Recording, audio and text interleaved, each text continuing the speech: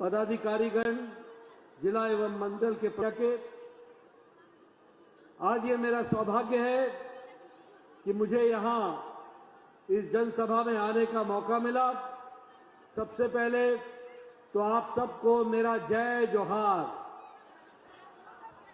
आज जब मैं यहां आया हूं तो सबसे पहले तो झारखंड धाम को नमन करता हूं और जो हमारे पूज्य लंका बाबा के समाधि उसको भी नमन करके अपनी बात को प्रारंभ करता हूं।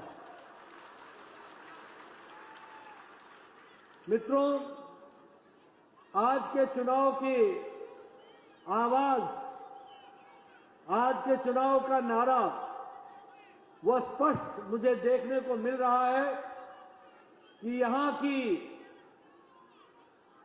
माटी, यहां की रोटी, यहां की बेटी, ये झारखंड में एक ही पुकार कर रही है और वो पुकार है कि झारखंड में एनडीए की और बीजेपी की सरकार लाएं। यही इस बात का पुकार हमको देखने को मिल रहा है। मित्रों, मैं यहां ये भी आपको बताना चाहता हूं कि ये झारखंड हमारा है, ये झारखंड एनडीए का है, क्योंकि जब झारखंड की लड़ाई चल रही थी, जब वनांचल की लड़ाई चल रही थी, तो उस समय कांग्रेस पार्टी डमाडोल हो रही थी। उस समय आरजेडी के नेता लालू यादव कहते थे कि झारखंड बनेगा तो मेरी लाश पर बनेगा। यह अलग बात है कि वो लालू जी सही सलामत रहे, जिंदा रहे और अच्छी सेहत पाए, लेकिन झारखंड बन करके रहा है, इस बात को भी हमको ध्यान में रखना चाहिए। और उनके विरोध के बावजूद बन करके रहा। और यह देन किसी और ने नहीं, भारत रत्न श्रीमान अटल बिहारी वाजपेयी जी ने दी थी। और इसीलिए हम गौरव के साथ ये कहते हैं कि हमने झारखंड बनाया है और झारखंड को संवारेंगे भी तो हम ही संवारेंगे और विकास करेंगे तो हम ही करेंगे, और कोई नहीं करने वाला।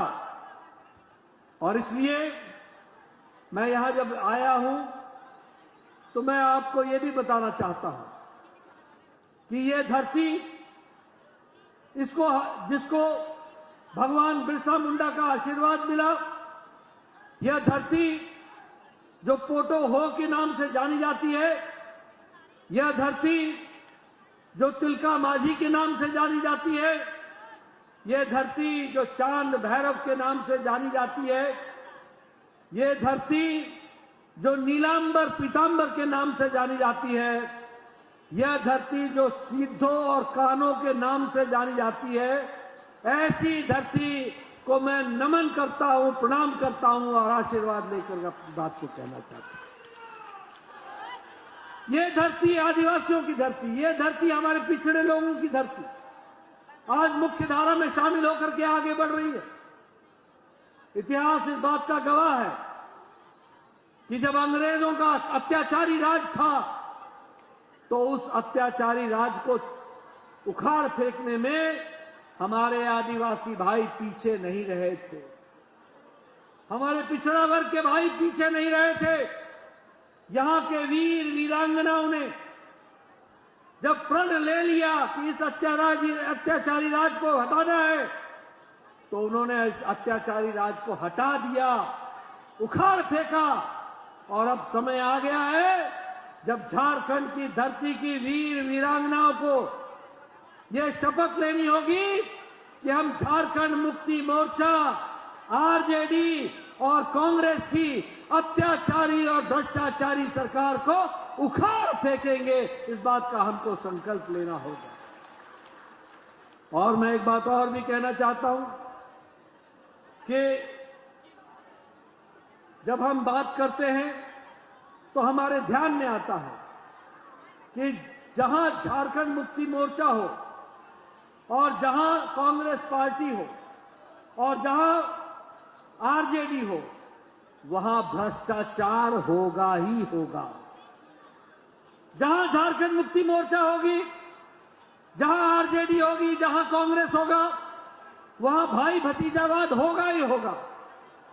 और जहां कांग्रेस पार्टी होगी, जहां झारखंड मुक्ति मोर्चा होगा, जहां आरजेडी होगी, वहां वंशवाद, परिवारवाद भी होगा। ये तीनों पार्टियां भ्रष्टाचार को पनपाती हैं, भाई भतीजावाद को बढ़ाती हैं और परिवारवाद को पोषक हैं। इस बात को हमको ध्यान में रखना चाहिए। मित्रों, मैं ये कहना चाहता हूं कि आप सब लोगों ने प्रधानमंत्री मोदी जी के नेतृत्व में 10 साल केंद्र की सरकार को देखा है। आपने देखा है उनके काम करने का तरीका, आपने देखा है कि किस तरीके से वो धरती पर बदलाव लाने के लिए काम करते हैं। लेकिन दुख का विषय यह है कि जो वो विकास का काम झारखंड में करना चाहते हैं, उसको ये भ्रष्टाचारी झारखंड मुक्ति मोर्चा, कांग्रेस पार्टी और आरजेडी की सरकार रोक देती है। बोलिए, इसको रुकने देना है क्या? काम को आगे बढ़ाना है कि नहीं बढ़ाना है? और हम सब जानते हैं कि मोदी की गारंटी मतलब गारंटी पूरे होने की गारंटी है। इस बात को हमको ध्यान में रखना है। और इसीलिए हम आपसे ये निवेदन करने आए हैं कि हम सब लोग मिलकर के इस विकास की योजना को आगे बढ़ाते हुए झारखंड की धरती को मुख्य धारा में शामिल करके आगे बढ़ाएं। मित्रों, ये हेमंत सोरेन की सरकार ये भेदभाव करने वाली सरकार है, लेकिन हमारे प्रधानमंत्री जी सबका साथ, सबका विकास, सबका विश्वास, सबका प्रयास, इस मंत्र को लेकर के चले हैं।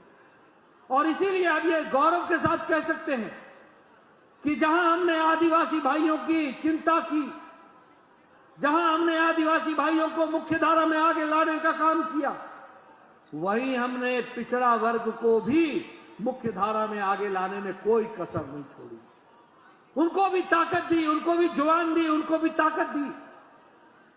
और इसलिए मैं ये कह सकता हूं कि अगर आदिवासी गौरव दिवस मनाने का काम भगवान बिरसा मुंडा, जो आराध्य देव हमारे सभी सारे देश में माने जाते हैं, क्या छत्तीसगढ़ जहां से विजय कुमार जी आए हैं हमारे उप मुख्यमंत्री, क्या झारखंड, क्या गढ़चिरौली, क्या महाराष्ट्र, क्या हिमाचल प्रदेश, क्या अरुणाचल प्रदेश, जहां जहां हमारे आदिवासी भाई हैं, सभी भगवान बिरसा मुंडा को आराध्य देव मानते हैं। और इसलिए प्रधानमंत्री मोदी जी ने उनके जन्म दिवस पर आदिवासी गौरव दिवस के रूप में मनाने का तय किया। आपको जानकर खुशी होगी कि आदिवासी भाइयों का बजट 3 गुना बढ़ा दिया गया है मोदी जी के द्वारा।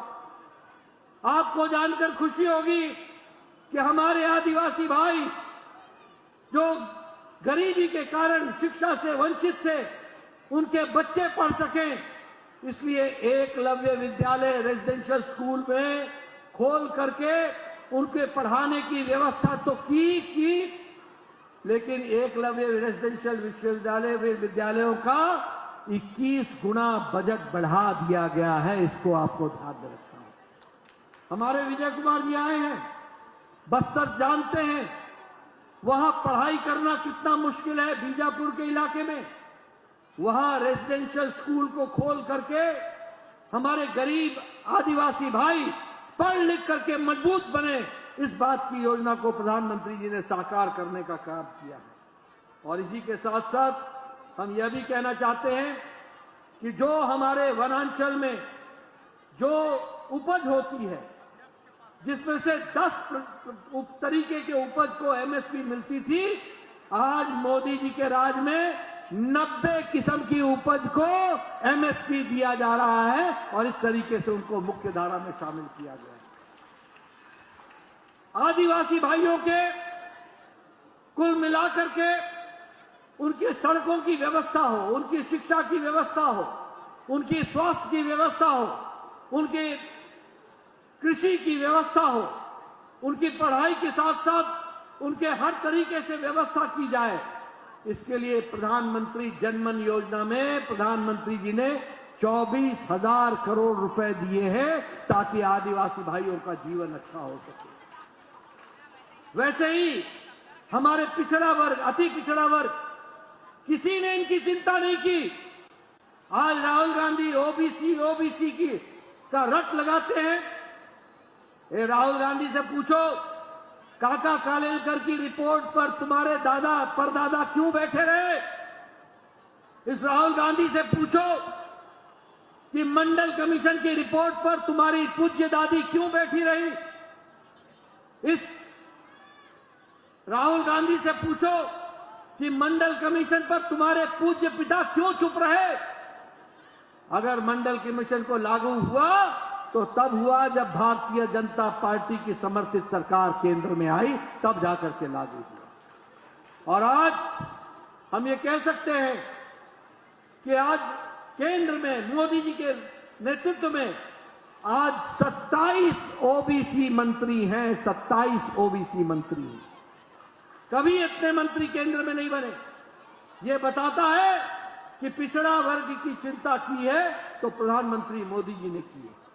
मैं यहां यह भी बताना चाहता हूं कि हम लोगों ने ओबीसी की चिंता की दृष्टि से ये जो ओबीसी कमीशन है, पिछड़ा कमीशन है, इसको संवैधानिक दर्जा देने का काम भी प्रधानमंत्री मोदी जी ने किया। इसको भी हमको ध्यान में रखना चाहिए।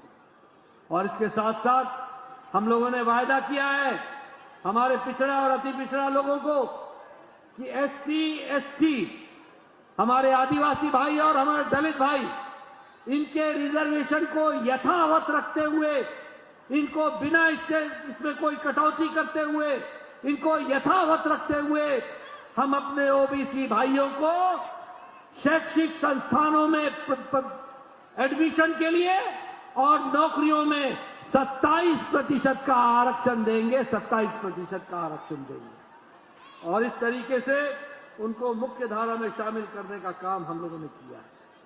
मैं यहां ये भी आपको बताना चाहता हूं कि भारत आज आर्थिक दृष्टि से तीव्र गति से आगे बढ़ रहा है। मोदी जी के नेतृत्व में 2014 से पहले भारत 11वें नंबर की अर्थव्यवस्था थी, 11वें नंबर की अर्थव्यवस्था। आज प्रधानमंत्री मोदी जी के नेतृत्व में भारत ब्रिटेन को पछाड़कर 5वें नंबर की अर्थव्यवस्था बन गई है, 5वें नंबर की अर्थव्यवस्था। और वो समय दूर नहीं है, इसी राज में, इसी कार्यकाल में भारत मोदी जी के तीसरे कार्यकाल में तीसरे नंबर की अर्थव्यवस्था बन जाएगी, तीसरे नंबर की अर्थव्यवस्था। मैं यहां आपको ये भी बताना चाहता हूं कि इस्पात के प्रोडक्शन में, मैन्युफैक्चर में और एक्सपोर्ट में भारत दूसरे नंबर पर खड़ा हो गया। आज भारत हमारी दवाइयों में सबसे सस्ती दवाई दुनिया को देने में भारत आगे हो गया। आज जब हर एक जगह की आर्थिक नीति लड़खड़ा गई है तो भारत एक उज्जवल भविष्य के रूप में देखा जा रहा है। आज इसे ब्राइट स्पॉट के तरीके से देखा जा रहा है। और इसलिए मैं ये कह सकता हूं कि विकास की परिस्थिति आज हम सबको देखने को मिली। झारखंड के विकास में भी हमारी सरकार ने कोई कसर नहीं छोड़ी है और उसी तरीके से देश के दृष्टि से भी विकास को आगे बढ़ाने का काम किया। मित्रों, मैं आपको बताना चाहता हूं, आपको जानकर खुशी भी होगी कि प्रधानमंत्री मोदी जी के नेतृत्व में भारत की आबादी में 140 करोड़ की जनता में 25 करोड़ लोग गरीबी की रेखा से ऊपर आ चुके हैं। वो उनकी गरीबी समाप्त हो गई है, वो गरीबी की रेखा से निकल चुके हैं और 1% लोग ऐसे हैं जो अति गरीबी से के नीचे हैं, बाकी सब लोग गरीबी की रेखा से ऊपर आ चुके हैं। ये संभव कैसे हुआ है? 25 करोड़ लोग गरीबी की रेखा से बीपीएल से निकल चुके हैं। ये संभव इसलिए हुआ है क्योंकि प्रधानमंत्री गरीब कल्याण अन्न योजना 80 करोड़ की जनता को 5 किलो गेहूं, 5 किलो चावल, 1 किलो दाल ये देने का तय प्रधानमंत्री मोदी जी ने किया है। और आपको जानकर खुशी होगी कि 2 करोड़ 60 लाख झारखंड के लोग हैं और आपको जानकर यह भी खुशी होगी कि इस जिले के 21 लाख लोग हैं जिनको प्रधानमंत्री अन्न योजना के तहत, गरीब कल्याण अन्न योजना के तहत अनाज मिल रहा है। उसी तरीके से आयुष्मान भारत लगभग 11 करोड़ लोग, उनको गरीबी की हालत में गंभीर बीमारी से लड़ने के लिए हर साल मोदी जी की तरफ से 5 लाख रुपए उनके इलाज के लिए मिल रहा है। और आपको जानकर के खुशी होगी कि पिछले 29 अक्टूबर को प्रधानमंत्री जी ने तय कर दिया कि इस देश में कोई भी व्यक्ति, कोई भी महिला, कोई भी बुजुर्ग, किसी भी जाति का, किसी भी इलाके का, किसी भी धर्म का, जिसकी उम्र 70 साल से ऊपर की हो जाएगी, उसके इलाज के लिए 5 लाख रुपए दिया जाएगा हर साल। जब तक वो अंतिम सांस नहीं ले लेता तब तक उसको इलाज के लिए व्यवस्था की जाएगी। और आपको जानकर यह भी खुशी होगी कि हमने तय किया है, आप मंजू कुमारी जी को चुनाव जिता के भेजिए, मंजू जी चुनाव जीतेंगी, हमारी सरकार बनेगी, आयुष्मान भारत में हम 10 लाख रुपए प्रति वर्ष देने का काम करेंगे और उसको आगे बढ़ाएंगे। प्रधानमंत्री आवास योजना में 4 करोड़ घर बने हैं और झारखंड में 18 लाख घर बने हैं और इस इलाके में 1,21,000 घर बने हैं। आपने तीसरी बार मोदी जी को प्रधानमंत्री बनाया है, यहां से अन्नपूर्णा देवी जी को भेजा है। मैं आपको बताना चाहता हूं कि हम लोगों ने तय किया है कि 3 करोड़ और नए मकान बनेंगे ताकि कोई भी कच्चे छत के नीचे नहीं सोए, पक्के छत का इंतजाम हो। इस बात को हम लोगों ने सुनिश्चित किया है। उसी तरीके से स्वच्छ भारत मिशन में हम लोगों ने कोशिश की है कि हर व्यक्ति को शौचालय मिले और आपको जानकर खुशी होगी 11 करोड़ बहनों को शौचालय मिला और 41 लाख बहनों को शौचालय झारखंड में दिया गया और इस तरीके से उसको जोड़ने का प्रयास हुआ है। आपको जानकर यह भी खुशी होगी कि प्रधानमंत्री जी ने किसान सम्मान निधि में 11 करोड़ 78 लाख किसान को हर दूसरे महीने, हर चौथे महीने 2,000 रुपए पहुंचाने का काम किया है और लगभग 3,45 लाख करोड़ रुपए किसानों के खाते में पहुंच चुके हैं। 18वीं किस्त दे दी गई है ताकि किसान अपनी ताकत से खड़ा हो सके, इसकी व्यवस्था की गई है। ये सारी योजनाएं, प्रधानमंत्री गरीब कल्याण अन्न योजना, आयुष्मान भारत, प्रधानमंत्री आवास योजना, प्रधानमंत्री किसान सम्मान निधि, इन सब के कारण आज 25 करोड़ लोग गरीबी की रेखा से ऊपर आ गए। इस तरीके की व्यवस्था हम लोगों ने की है। मैं यहां ये भी कहना चाहता हूं कि विकास की दृष्टि से जब नए आयाम जोड़े गए हैं तो उसमें झारखंड भी पीछे नहीं है।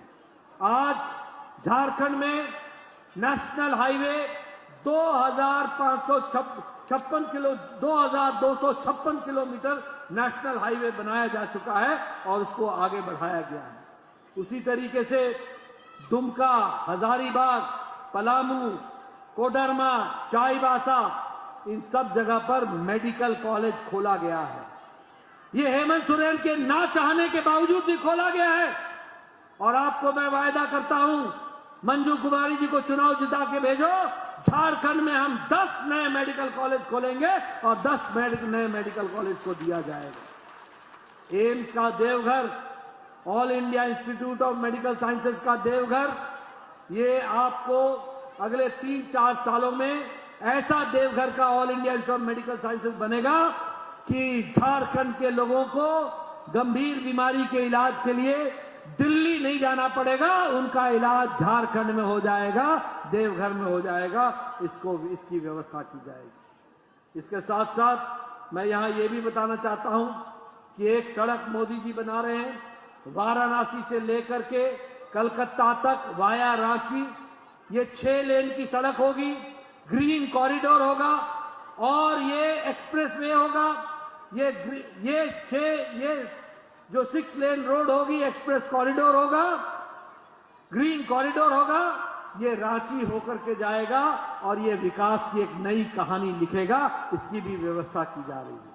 इसलिए मित्रों, विकास में कोई भी कमी नहीं छोड़ी जा रही है, उसको पूरा करने का प्रयास कि हमारे प्रधानमंत्री जी ने, जब पिछली सरकार थी बीजेपी की, तो यहां विद्यालयों के नवीनीकरण का काम लिया था। लेकिन जब हमारी कुमारी जी को लेकर के आएंगे, ये काम आगे बढ़ेगा, नल हर घर जल पहुंचेगा और विकास की एक नई कहानी लिखी जाएगी। इस बात का भी मैं आपको विश्वास दिलाना चाहता हूं।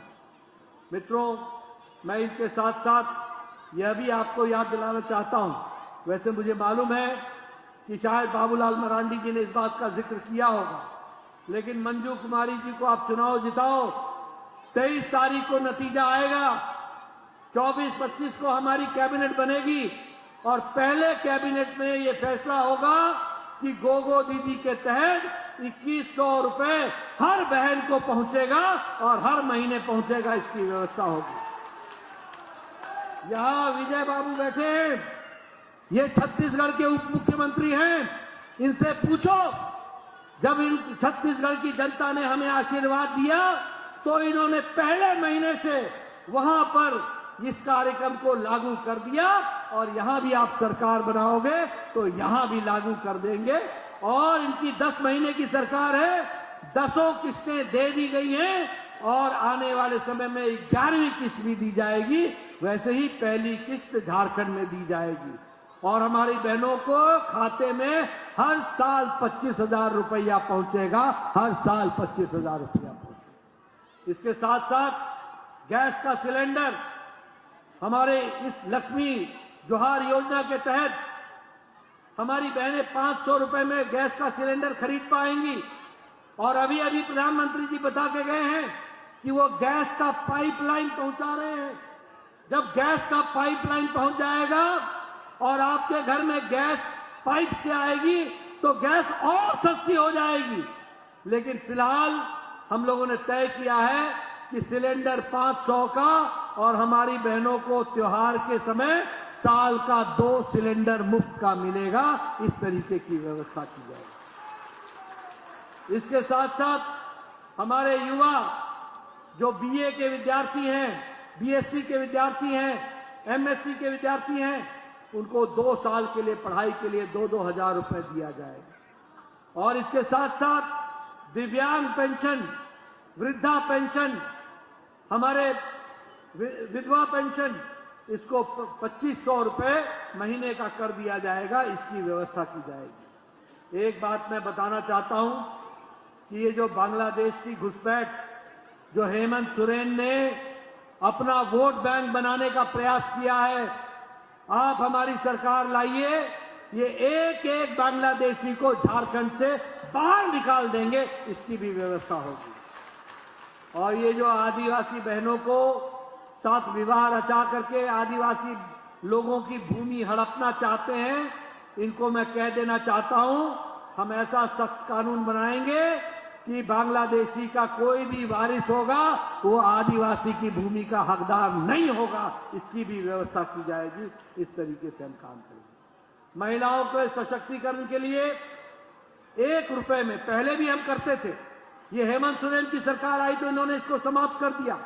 अब हम 1 रुपए में कोई भी अचल संपत्ति अगर महिला के नाम पर की जाएगी तो 1 रुपए की स्टैंप ड्यूटी पर वह अचल संपत्ति महिला के नाम पर हो जाएगी। और इसको करने के लिए ताकि महिलाओं का सशक्तिकरण हो सके और महिलाओं के नाम पर लोग संपत्ति बनाएं और उसको रखें, इस बात को हमने प्रयास किया। और इसी के साथ साथ मैं यहां ये भी बताना चाहता हूं कि जमुआ में जिस तरीके से यहां सौतेला व्यवहार हुआ है, उस सौतेले व्यवहार को समाप्त करके अब ये रीगा नदी में जो पुल टूटा था वो आज तक नहीं बनवाया गया। आप हमारी सरकार लाइए, मंजू देवी जी उसको बना करके देंगी, इस बात का भी हम आपको विश्वास दिलाते हैं। मित्रों, मैं बहुत सी बातें आपसे कर सकता हूं, लेकिन मैं एक ही बात करके आपको अपनी बात समाप्त करता हूं और आपको कहना चाहता हूं कि ये जो हेमंत सोरेन की सरकार है, ये चोरों की सरकार है, ये भ्रष्टाचारियों की सरकार है। ये भ्रष्टाचार करने वाले गरीब, मासूम, आदिवासी भाई, पिछड़े वर्ग के लोगों के हक को मारने वाली सरकार है और इसलिए इसको जल्द से जल्द भेजना ये हमारी जिम्मेवारी है। मैं आपको बताना चाहता हूं कि झारखंड माइनिंग स्कैम में इन लोगों ने 5,000 करोड़ रुपए का घोटाला किया। मैं जिम्मेदारी से बोल रहा हूं, मीडिया के लोग सुन लें, 5,000 करोड़ रुपए का घोटाला किया है। उसी तरीके से जल जीवन मिशन में 4,000 करोड़ रुपए का घोटाला किया। जमीन लैंड स्कैम में, जमीन के घोटाले में, जिसमें हेमंत खुद जेल होकर के आया है। और याद रखिएगा, हेमंत बरी नहीं हुआ है, हेमंत आरोपी है। अभी भी इस पर आरोप है, ये बेल पर छूटा है, ये आरोपी है। इसने 236 करोड़ रुपए का लैंड स्कैम किया है। रूरल डेवलपमेंट में 37 करोड़ रुपए का घपला किया है। मनरेगा में 36 करोड़ रुपए का घोटाला किया है। और इसमें मैं ये भी कहना चाहता हूं कि इनके ये जो आलमगीर है ना, आलमगीर, इसका आलम देखो, इसका आलम देखो। ये इसके घर से 30 करोड़ रुपए निकले, इसके पीए के घर से भी 20 करोड़ रुपए निकले और ये अभी जेल में है। इसके अधिकारी, इनके अधिकारी भी जेल में हैं। बोलिए, ऐसी भ्रष्ट सरकार को रहने दोगे क्या? जरा जोर से बोलो, आपकी आवाज। ऐसी भ्रष्ट सरकार को रहने दोगे क्या? ऐसी भ्रष्ट सरकार को उखाड़ फेंकने की आवश्यकता है, जिसमें ऐसे आलमगीर हों, जिसमें ऐसे लोग हों, जिसमें ऐसे अफसर हों जो जेल में हों, और ऐसा मुख्यमंत्री हो जो बेल पर हो, पता नहीं कब फिर चला जाए। ऐसे लोगों को टाटा बाय बाय कहिए, इनको छुट्टी कीजिए और यहां से मंजू देवी जी को चुनाव जिताइए और विकास की ओर आप नया कहानी को लिखिए। बोलिए, मंजू देवी को जिताएंगे ना? जरा जोर से बोलिए, जिताएंगे ना? जमुआ का विकास करेंगे ना? पूरी ताकत से आगे बढ़ाएंगे ना? आप सब लोगों ने मेरी बात सुनी, बहुत बहुत धन्यवाद। जय भारत, जय झारखंड, जय जोहार।